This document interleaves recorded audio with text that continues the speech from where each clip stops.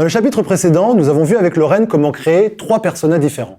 Vous allez désormais prendre ces personas et les mettre en scène dans des situations réelles. Ces situations réelles, rien de plus pratique que de les illustrer par une bande dessinée. C'est ce qu'on appelle le storyboard. Le storyboard va vous permettre effectivement d'imaginer les scénarios dans lesquels votre utilisateur utilise le service ou le produit. À ce stade du projet, c'est important quand même de préciser que l'expérience utilisateur, en fait, que vont vivre les utilisateurs, ça va pas être seulement résumé à l'expérience de jeu en soi sur le terrain, mais c'est aussi en amont depuis l'inscription sur le site internet. Ça veut dire que moi, mon travail pour Aurélie, qui est de refaire un site internet, ça va être quand même de mettre le focus sur un narratif, quelque chose qui donne envie de s'inscrire, voire qui évacue les doutes pour des personas, par exemple, comme Vincent. Donc ce que je vais faire ici aujourd'hui, c'est que je vais résumer l'expérience en images. Ça me permet pour moi de le garder en tête tout le long du projet.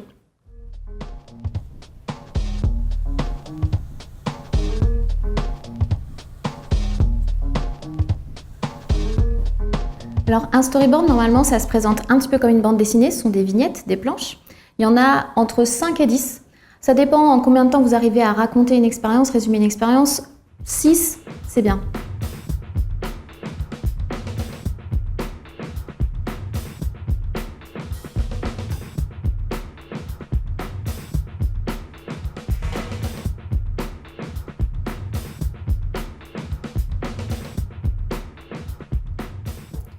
Le but d'un storyboard, c'est de rester très simple et de pouvoir résumer en quelques images seulement l'expérience utilisateur, c'est-à-dire l'expérience que va vivre un utilisateur en utilisant le produit. Et dans le cadre de notre projet, ça va être utiliser le site internet pour s'inscrire à un jeu. C'est important que ça reste simple. Pourquoi ? Parce que si vous le construisez depuis un outil de création graphique, vous allez vous concentrer sur l'aspect esthétique et vous allez parfois perdre de vue l'aspect simple, ce que vous devez garder en tête. Donc les bonhommes, en général, ce sont des bonhommes très simples. Pas besoin de faire un concours de beauté, ça ne sert à rien. Le but ensuite, c'est de pouvoir, par exemple, l'accrocher au mur et l'avoir toujours devant soi pour comprendre où on en est dans le projet et quel est notre objectif avec ça.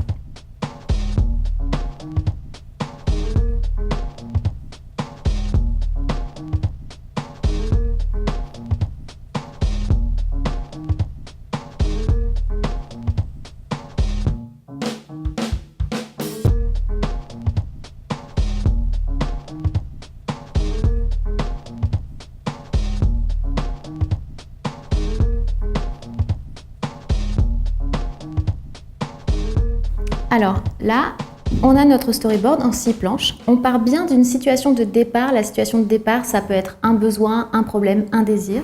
En l'occurrence ici, ce sont 2 amis qui se posent la question de savoir si c'est possible de jouer au jeu de zombies pour de vrai. Ils tombent sur le site, ils s'inscrivent et on arrive à la dernière planche qui est la situation de résolution, c'est-à-dire leur situation de satisfaction en train de profiter du produit. On a terminé notre storyboard, très simple, très basique, vous avez vu, en 6 planches, 6 vignettes, ça suffit. On a notre situation de départ.